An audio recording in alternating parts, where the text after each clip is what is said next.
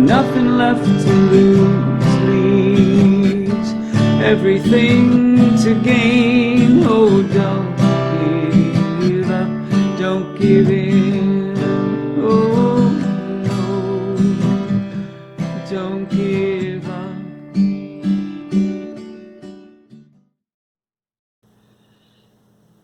So my road to a BMT was a little indirect.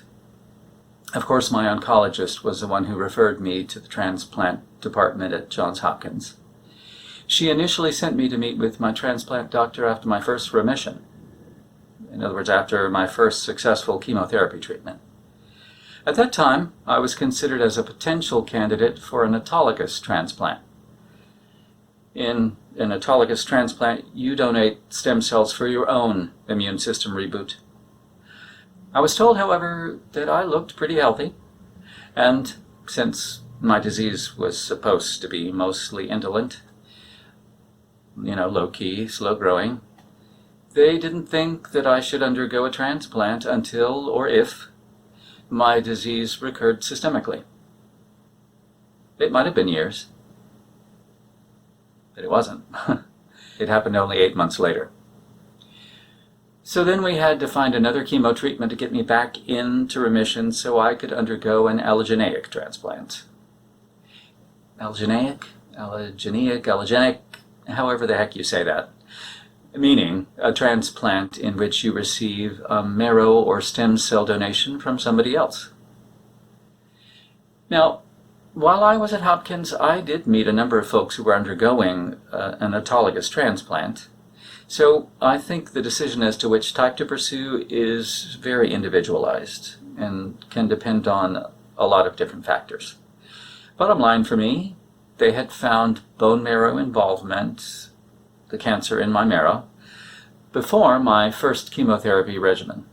And coupled with the quick recurrence of my disease, the transplant gurus decided a donation from somebody else was safer. So, then the question was, who do I get the marrow donation from, right? These days there are a lot more options for potential donors than there used to be. You used to have to get a perfect 10 out of 10 HLA match. Those can be found in siblings, but also unrelated folks who have volunteered to be a donor and are registered with the National Bone Marrow Donor Registry. Be the match. Unfortunately, my only sister had already passed the acceptable donation age. They can also use your children, who match 5 out of 10, called a related haplotransplant. It seems they can also use other relatives who are a good match, but for me, we had to put the request out to the National Bone Marrow Donor Registry, which has connections to registries around the world.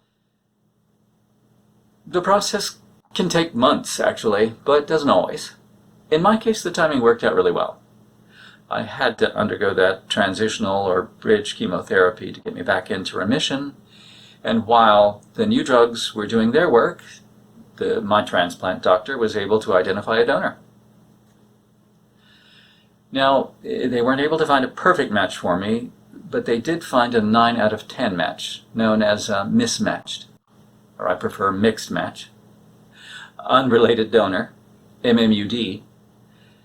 Transplant centers have been doing MMUD transplants for a long time, or some time anyway, but that kind of transplant, the MMUD, is not yet common or standard of care, as they call it. So my transplant was done as part of a clinical trial. I know that sounds a little scary, but the process was exactly the same as if they had found a perfect 10 out of 10 match. Funny thing is, my donor lives in the same city as me. I have no idea who this person is, and I may never know. But evidently I have some long-lost relative living in my town. Who knew? And they were willing to share their marrow with me. Thanks, unknown cuz. Very much appreciated. You know, if you're interested in learning more about being a donor, because there is still a huge need for donors, not everyone gets as lucky as I did. check out the donor registry at bethematch.org. You know, I should probably stop now.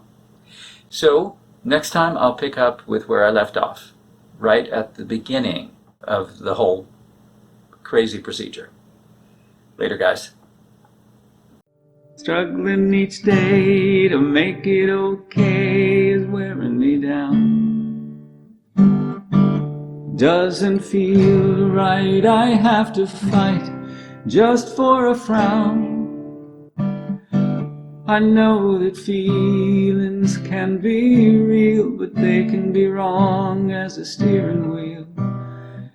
I gotta bring a new song to sing besides the blues, the blues, the blues. Oh, I'm singing, don't give up when all you've got is a pile of trouble. Don't give in if there's nothing left to lose, 'cause nothing left to lose leaves everything to gain. Oh, don't give up, don't give in.